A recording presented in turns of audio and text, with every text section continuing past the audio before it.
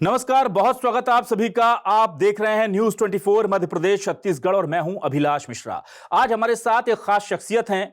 ग्वालियर चंबल ही नहीं, पूरे मध्य प्रदेश में इन्हें किसी पहचान की जरूरत नहीं है। एक मंत्री के तौर पर, एक जननेता के तौर पर प्रद्युम्न सिंह तोमर की छवि जो है वो बहुत लंबे समय से पूरे प्रदेश में जानी पहचानी जाती रही है।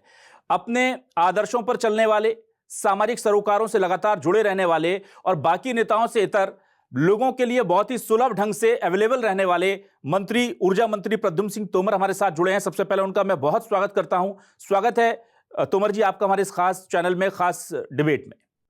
आपका धन्यवाद अभिलाष जी, आपकी भावनाओं का, आपके चैनल न्यूज 24 को भी। आज मैं आपसे जानना चाहूंगा, मैं देख रहा था कि प्रद्युम्न सिंह तोमर जो हैं वो अपने क्षेत्र के विकास के लिए एक राजनेता से ज्यादा एक स्थानीय नागरिक के तौर की भूमिका में ज्यादा दिखते हैं मुझे, क्योंकि वो कह देते हैं कि अगर औद्योगिक क्षेत्र में मेरा चंबल अंचल पिछड़ रहा है तो मुझे अगर सिंधिया जी के दरवाजे पर बैठना पड़ा तो वहां भी बैठ जाऊंगा, जबकि पार्टी का अनुशासन या फिर आपके नेता की छवि आपको ये इजाजत नहीं देती। तो सर, ये क्या क्या दर्द था जिसकी वजह से आपको ये बयान देना पड़ा और फिर इतनी सारी सुर्खियां बन गई? सर देखिए, मैं आपसे पुनः आग्रह करना चाहता हूं कि ये ग्वालियर जब मध्य प्रदेश का गठन हुआ 1 नवंबर 1956, तो मध्य प्रदेश को जब गठन हुआ तो प्रदेश के 4 महानगर जो हमारे प्रदेश के, देश के एक हिस्सा है, इनकी प्रगति होगी तो हमारे प्रदेश और देश की प्रगति होगी, मतलब सब जगह की। उस प्रगति में आप ग्वालियर जब बना तो हमारा ग्वालियर एक औद्योगिक नगरी थी।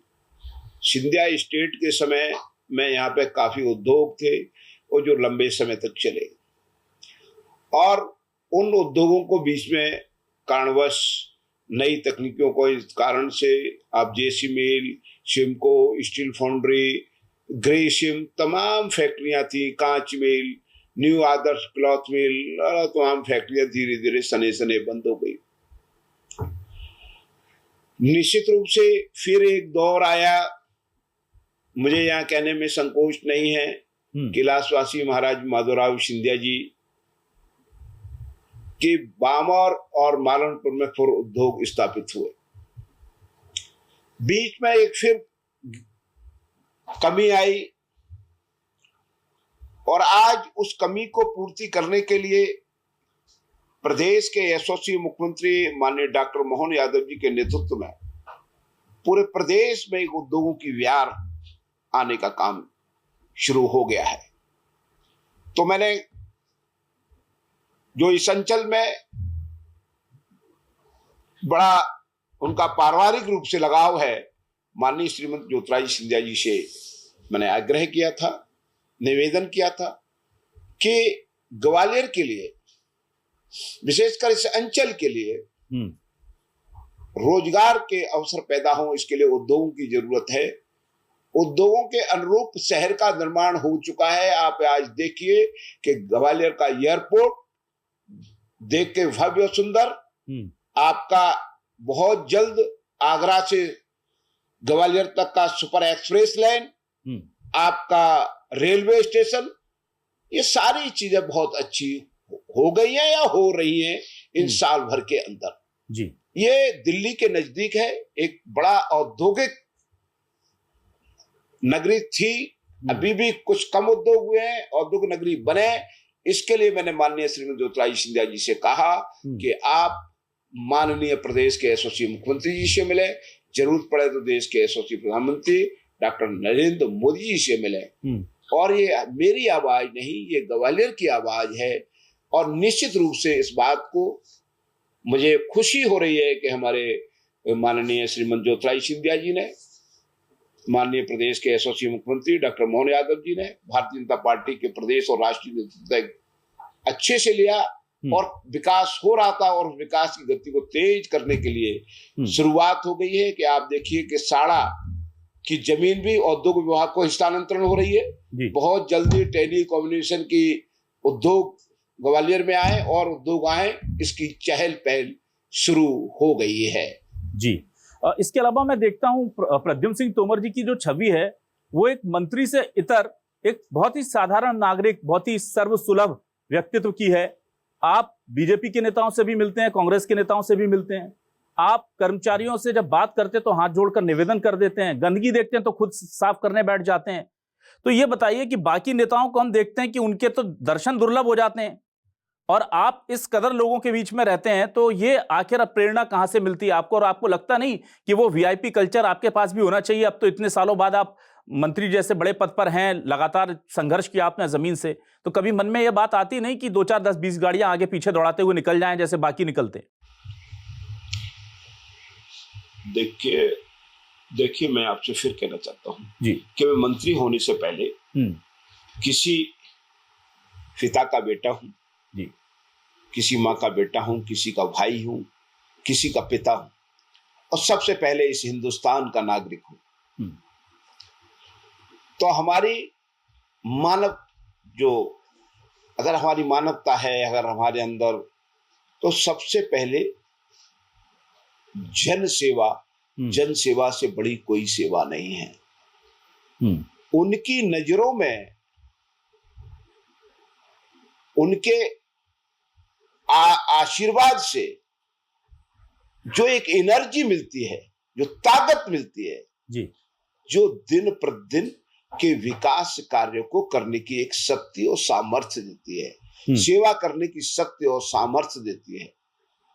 और मैं एक बात आपसे कहना चाहता हूं कि जब हमारा और आप सबका एजेंडा एक ही होना चाहिए, अगर जीवन है तो उसके बाद सबसे निश्चित काम है कि हमें एक दिन इस दुनिया को अलविदा भी कहना है। हमको इस दुनिया से एक दिन जाना है, तो जाने का रास्ता अच्छा बनना चाहिए। लोग जब अंतिम यात्रा में जाएं तो लोग प्रयास है हमारा करना, तो जो होगा ईश्वर के हाथ में। जी। ये प्रयास होना चाहिए कि लोग ये कहें कि एक अच्छे व्यक्ति की अंतिम यात्रा जा रही है। और उस यात्रा को अच्छा करने के लिए अगर हम डेली काम करेंगे, रोज अच्छे काम करेंगे, तो हमारा जीवन भी सार्थक होगा, और जिनको हम सबसे ज्यादा प्यार करते हैं, बेटा बेटी को, उनका रास्ता भी सुगम होगा। सही प्यार यही होगा, क्योंकि अगर अच्छी अंतिम यात्रा निकालनी है तो आप अच्छे काम करोगे, सकारात्मक सोच होगा, सकारात्मक सोच के साथ काम करोगे, तभी आपको लोग अंतिम यात्रा में अच्छा कहेंगे। आपने देखा होगा कई अंतिम यात्रा में लोग कहते हैं बहुत अच्छा आदमी चला गया, कई कहते हैं कि यार ठीक चला गया। तो ये तुम्हें तय करना है कि तुम्हें अपनी अंतिम यात्रा में क्या कहलवाना है। बहुत अच्छी बात कही आपने।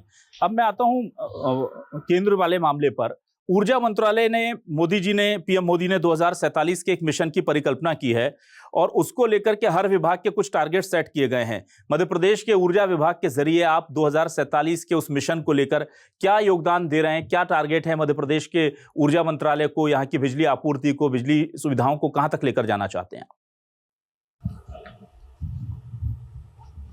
देश के यशस्वी प्रधानमंत्री माननीय नरेंद्र मोदी जी के नेतृत्व में हमारे प्रदेश सरकार के मुख्यमंत्री माननीय डॉक्टर मोहन यादव जी के कुशल मार्गदर्शन में हम लोग ऊर्जा के क्षेत्र में आत्मनिर्भर बन रहे हैं। आप ये देखिए, हमारे कई सौर ऊर्जा के प्लांट, कई हमारे पावर प्लांट, कई हमारे चुटका के प्लांट, हमारे पवन चक्की, जल स्रोत पर आधारित संयंत्र हम लगा रहे हैं। और ग्वालियर, पूरा मध्य प्रदेश, आप ये देखिए, कुसुम सी, कुसुम ए, कुसुम बी, हम हर किसान को, हमारी कोशिश है कि सौर पावर पंप दें, सौर पावर पंप दें, जिनसे उनको जो है अपने घर पर वो अपनी बिजली खेती किसानी दिन में कर सकें, स्वयं का फ्री में बिजली मिले, और उसके एक्स्ट्रा अतिरिक्त बिजली बेच करके आय के स्रोत भी अपने बढ़ाएं। तो हम बिजली के क्षेत्र में देश के यशस्वी प्रधानमंत्री माननीय नरेंद्र मोदी जी के नेतृत्व में हमारी उन 2047 को हम आत्मनिर्भर मध्य प्रदेश बनेंगे। आत्मनिर्भर जब मध्य प्रदेश बनेगा तो आत्मनिर्भर देश बनेगा बिजली के क्षेत्र में, और निश्चित रूप से हमारा उत्पादन लगभग डबल हो जाएगा। आप बोल रहे हैं कि 1 साल तक बिना प्रेस किए हुए कपड़े पहनेंगे, उसके पीछे खास वजह क्या है, और क्या दूसरों से भी, हमारे दर्शकों से भी आप अपील करेंगे ऐसी?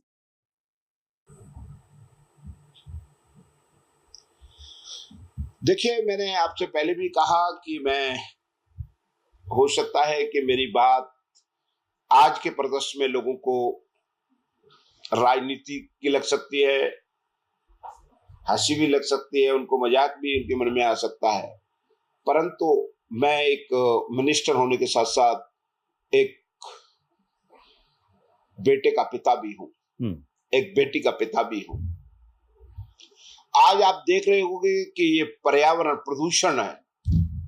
अब जो दिल्ली में जाओ, ग्वालियर से आदमी दिल्ली जाता है इलाज के लिए, तो कहते हैं यार थोड़ा सा आज प्रदूषण ज्यादा है, थोड़ा सा 2 दिन रुक जाओ, तब ज्यादा हवा में, वहां पे हवा में गंदगी है, तो 2 दिन बाद जाएंगे इलाज के लिए। तो दिल्ली को तो उद्योग है, दिल्ली में, दिल्ली राजधानी है, वहां पे आबादी ज्यादा है, पर हमारा जो गांव है, हमारा शहर ग्वालियर है, उस तुलना में काफी पीछे भी है। उसके बाद भी प्रदूषण का लेवल लगभग वहां के बराबर जा रहा हो। तो क्या उस प्रदूषण को कम करने का काम सिर्फ सरकार के हाथ है? क्या इसमें जन सहयोग शामिल नहीं होना चाहिए? और छोटे छोटे काम, जैसे मैं अभी ये बिना प्रेस के कपड़े पहने हूं जी, अब ये इस प्रेस में आधा यूनिट बिजली लगेगी कम से कम। आधा यूनिट बिजली बनाने के लिए कितनी कार्बन डाइऑक्साइड पैदा होगी, इसके बारे में सोचा है कभी? अगर हम देख रहे हैं तो हमको इस प्रदूषण के लेवल को छोटे छोटे काम, ऐसे मैं सब्जी मंडी जाऊं तो स्कूटर की जगह, मोटर गाड़ी की जगह हम साइकिल से चले जाएं। जो काम जरूरी है वो गाड़ी से करेंगे। इसका मतलब मैं ये नहीं कह रहा जैसे अगर कोई दुर्घटना हो गई, मरीज बीमार हो गया और हम कहें हम साइकिल से जाएं, नहीं, हम बिल्कुल गाड़ी से जाएंगे। पर जो रोजमर्रा के काम है जी, जो सिर्फ हम दिखावे के लिए करना चाहते हैं जी, अपनी एक फिजूली खर्च भी करना चाहते हैं, तो क्या उससे हमको अपने आने वाली पीढ़ी के लिए काम नहीं करना चाहिए? क्या एक दिन, अभी आप देखते हो कई जगह क्यूरी कहते हैं, ऑक्सीजन के कई ऑफिसों में, कई मेन चौराहे पे ऑक्सीजन के क्यूरीफायर के प्लांट लग गए। क्या एक दिन ऐसी नौबत नहीं आ जाए कभी? ये सोचना पड़ेगा कि हमारा बेटा बस्ते की जगह ऑक्सीजन का सिलेंडर लाद ले, उसको कौन चिंता करेगा उसकी? ठीक सर, मैं तो राजनीति में हूं इसलिए सुर्खियों में आ रहा हूं, पर ऐसे कई लोग हैं जन सेवा कर रहे हैं जिनका नाम पेपरों में नहीं है, पर वो समाज के लिए अपने आप को नौछावर कर रहे हैं। मैं उनको प्रणाम करता हूं। मैं तो एक गिलहरी का काम कर रहा हूं, जो मुझे करना चाहिए, मेरे मन में आई सो मैं कर रहा हूं। और मैं तो लोगों से अपील भी कर रहा हूं, जिनके मन में ये भाव रहे, इस प्रदूषण मुक्त भारत बनाने के लिए हमें काम करने की जरूरत है। ये हमारे देश के यशस्वी प्रधानमंत्री जी के एजेंडे में भी है जी। एक चीज यहां पर देखते हैं कि आप बताते हैं कि पहले उद्योग, और पहले था भी, उद्योगों के मामले में ग्वालियर बहुत आगे था, वो कांग्रेस का जमाना था। तो क्या आप ये मानते हैं कि बीजेपी के शासन में थोड़ा सा उद्योगों के मामले में उतना लकी नहीं रह पाया ग्वालियर, या ज्यादा ध्यान देने की जरूरत है? नहीं, ये आपको मैं स्पष्ट कर दूं कि उस समय सिंधिया स्टेट थी जिस समय ये उद्योग स्थापित हुए थे, ना कांग्रेस उस समय नहीं थी। धीरे धीरे कांग्रेस के गवर्नमेंट के काल में उद्योग धीरे धीरे कम हुए हैं, और निश्चित रूप से आपको ध्यान हो कि 2002 और 2003 में मध्य प्रदेश एक बीमारू राज्य का, पिछड़े राज्य का कलंक का टीका लग गया था इसमें। आज वो विकसित मध्य प्रदेश के रूप में विकसित हुआ है, और 2047 में विकसित भारत के साथ कदम से कदम मिला करके प्रदेश काम कर रहा है। कांग्रेस के लोग बड़ी शिकायत करते हैं, उन्हें प्रद्युम्न सिंह तोमर जी की हर चीज को लेकर के शिकवा होता है। कमलनाथ जी ने, आपने भी कहा कि कमलनाथ जी ने उस वक्त भी ग्वालियर के विकास के लिए उतना योगदान नहीं दिया जितना वो दे सकते थे। लेकिन यहाँ पर एक सवाल ये है कि कांग्रेस कहती है कि आप आज तक बीजेपी में सेट नहीं हो पाए हैं। कांग्रेस आरोप लगाती है कि आप बीजेपी नहीं, महाराज बीजेपी से आते हैं और इसलिए आप एडजस्ट नहीं हो पाए हैं अभी तक।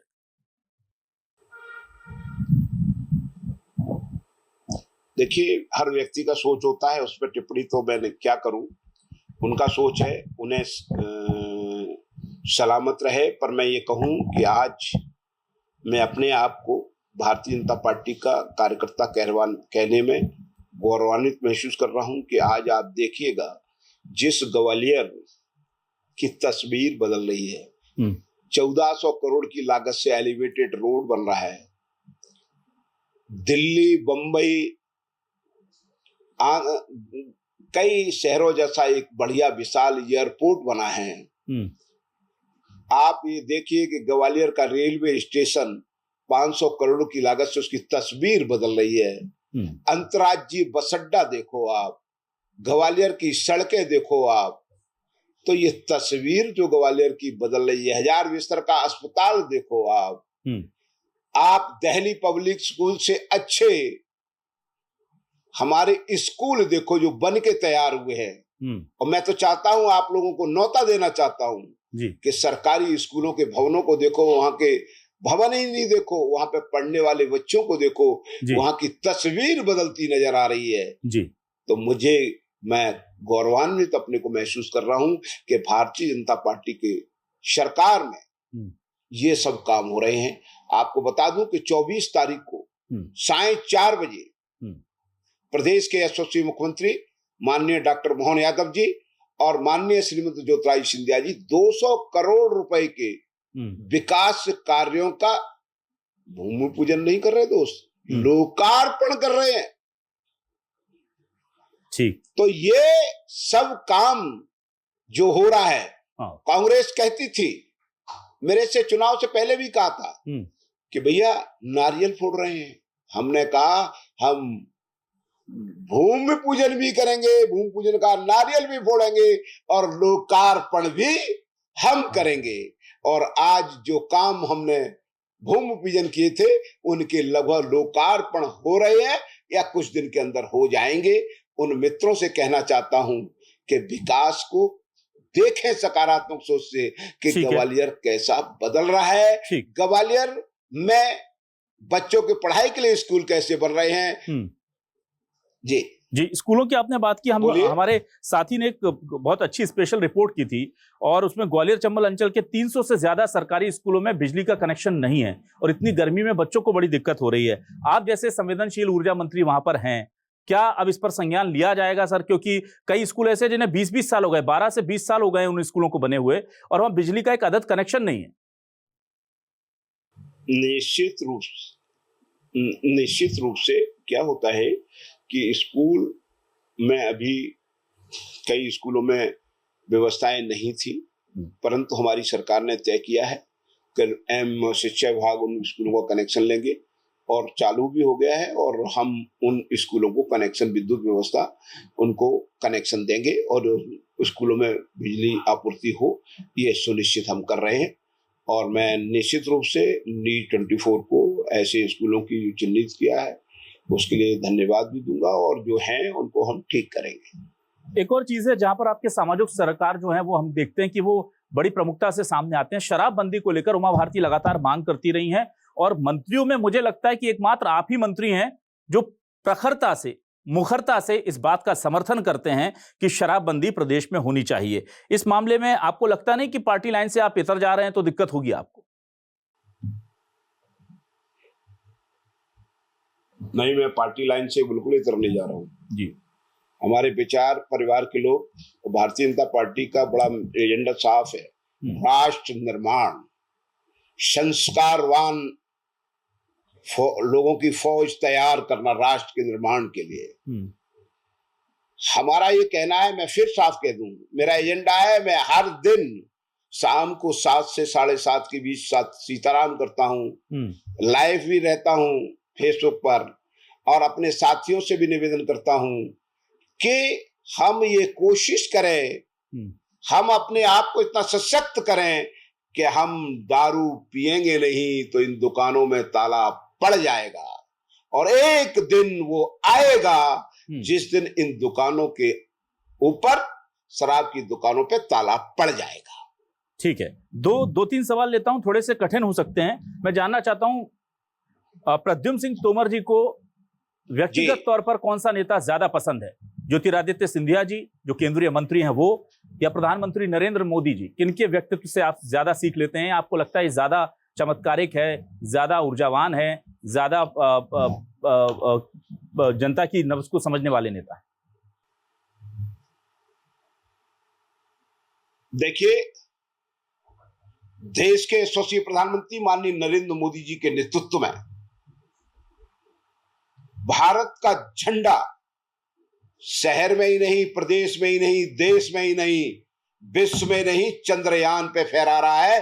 ये गौरव, मुझे गर्व है कि देश के यशस्वी प्रधानमंत्री के नेतृत्व में हमको कार्य करने का अवसर मिल रहा है।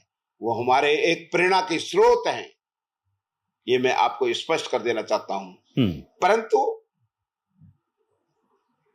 मुझे राजनीति की शुद्ध अच्छे से याद है कि मैंने कैलाशवासी महाराज माधवराव सिंधिया जी के मार्गदर्शन में अपनी राजनीतिक आंखें खोली हैं। मुझे कैलाशवासी महाराज माधवराव सिंधिया जी का और माननीय श्रीमंत ज्योतिरादित्य सिंधिया जी का आशीर्वाद मिला, और उनका एक ही संदेश है कि जन सेवा करो, राजनीति जन सेवा के लिए करो, अपने व्यक्तिगत कामों के लिए नहीं करो। वो आदर्श, उनकी बात को भी मैं महत्व देता हूं। आप चूंकि कांग्रेस में लंबे वक्त तक रहे हैं और आज भी कांग्रेस में आपके बहुत अच्छे रिश्ते हैं, कांग्रेस के ऐसे एक दो नेताओं के नाम बताइए प्रद्युम्न सिंह तोमर जी, जो आपको लगता है कि बहुत अच्छे नेता हैं और गलत पार्टी में।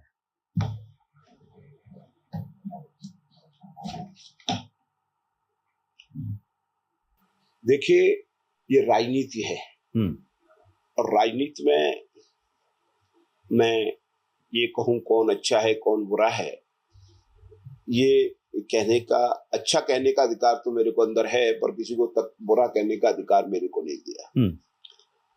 हर आदमी का तरीका अपना अपना होता है, परंतु मैं ये देख रहा हूं कि जो अच्छे लोग हैं वो धीरे धीरे स्वतः ही अपने आप भारतीय जनता पार्टी में शामिल हो रहे हैं। देश के यशस्वी प्रधानमंत्री माननीय नरेंद्र मोदी जी के 2047 का जो एजेंडा है, विकास का एजेंडा, उसके लिए अपना योगदान देने के लिए लगभग भारतीय जनता पार्टी में लोग, अच्छे लोग आ रहे हैं, और आप दिन प्रतिदिन देख भी रहे होंगे, वो सूची अपने आप छट रही है। जी, एक बड़ा सवाल उठाया जाता है बार बार, क्योंकि बिजली की आपूर्ति की जब बात की जाती है तो खुद सीएम साहब, आप लोग कहते हैं कि मध्य प्रदेश की बिजली से दिल्ली की मेट्रो रन करती है, पर वो चीज, आप उस चीज पर ध्यान नहीं देते कि मध्य प्रदेश दिल्ली को, जो मेट्रो को जो बिजली बेच रहा है वो कम दाम पर बेच रहा है, और जो मध्य प्रदेश की जनता से उस बिजली की कीमत वसूल रहा है वो कहीं ज्यादा दाम है। तो एक बात बताइए, मध्य प्रदेश का होने के नाते मेरे दिल में तो ये दर्द रहेगा कि सरकार मुझसे क्या ज्यादा मुनाफा कमाने के लिए महंगाई का बोझ हमारे ऊपर डाल रखी है। देखिए, आपको मैं स्पष्ट कर दूं कि वो सीधी जो सौर ऊर्जा से बिजली जो पैदा होती है जी, वो सीधी जा रही है कहां? आपका दिल्ली रेलवे को, वो उसमें ट्रांसमिशन का जो खर्चा है वो लग रहा है। तो निश्चित रूप से अब यहां पे आप बात करोगे, एक घर तक बिजली पहुंचाने के लिए हमारे ट्रांसमिशन लाइन की, बड़ी लाइन के सब 132 kV का सब स्टेशन आएगा, फिर 33/11 का सब स्टेशन आएगा, फिर हमारा वहां पे जाके एक ट्रांसफार्मर भी आएगा। तो इसके मेंटेनेंस, इसके लाइन लॉसेज, इस पे जो हमारे अधिकारी कर्मचारी कर रहे हैं उनकी सैलरी, ये सब चीज भी तो जुड़ेगी दोस्त। हमारी सरकार मुनाफा नहीं कर रही। तो मध्य प्रदेश में 100 करोड़ लोग ऐसे हैं, देश में 1 करोड़ प्रदेश में ऐसे लोग हैं जिनको 100 रुपए में 100 यूनिट बिजली मिल रही है। हमारे किसानों भाइयों को 1 रुपए का अगर बिजली देते हैं तो उसमें 92-93 पैसे की सब्सिडी देते हैं, और 8 पैसे 7 पैसे हम सरकार उनसे वसूलती है। ठीक है, चलिए अंतिम में एक सवाल प्रद्युम्न सिंह तोमर जी के अगले 1 साल का विजन क्या है, मध्य प्रदेश को कहां देखना चाहते हैं, ऊर्जा विभाग को कहां देखना चाहते हैं और जनता के लिए क्या बेहतर प्लान है सर आपके? बिल्कुल निश्चित रूप से हम प्रदेश के यशस्वी मुख्यमंत्री डॉक्टर मोहन यादव जी के नेतृत्व में एक तो ऊर्जा के क्षेत्र में आप ये देखोगे कि इस बार प्रदेश ने कोई भी कोयले की लायबिलिटी हमारे ऊपर नहीं है, कोई हम पे सरचार्ज नहीं लग रहा। हमने 31 मार्च को क्लियर किया जी। हमारे कर्मचारियों का जो रिटायरमेंट के बाद पैसा शेष रहता था वो 31 मार्च को क्लियर किया। जब हमारा कोई सरचार्ज नहीं बढ़ेगा तो लोगों को सस्ती बिजली पे खर्चा नहीं बढ़ेगा, तो बिजली की रेटें नहीं बढ़ेंगी, कम बढ़ेंगी। हमारा उद्देश्य है कि हर घर पर सौर घर योजना का लोग लाभ लें, जो देश के यशस्वी प्रधानमंत्री जी का सोच है कि 3 किलोवाट तक का वो लें। उनको 78,000 तक की सब्सिडी भारत सरकार दे रही है। हर आदमी को अपना खर्च बिजली पर न करते हुए बच्चों की पढ़ाई पे करना चाहिए, बच्चों की विकास खेलकूद पे करना चाहिए। ये हमारी सरकार का एजेंडा है और 1 वर्ष में हमारा एजेंडा साफ है कि हम मध्य प्रदेश में बिजली की कंपनियों को सुदृढ़ कर आम उपभोक्ताओं को पावर क्वालिटी दे सकें। उपभोक्ता संतुष्टि ही हमारा सबसे बड़ा ध्येय होगा। और एक ध्येय और है, हम जब शहर विकसित होंगे जी, स्वच्छ होंगे, प्रदूषण मुक्त होंगे, हरे भरे होंगे, नशा मुक्त होंगे, तो आने वाली पीढ़ी के अनुकूल वातावरण अच्छा बनेगा, उसमें नौनिहाल खुशहाल रहेगा। इसलिए इस वर्ष हम लोगों का लक्ष्य है कि 1 वर्ष हम डेली शाम को 7 बजे राम धुन करेंगे, अपना संदेश देंगे, हर घर और दरवाजे पर दस्तक देंगे।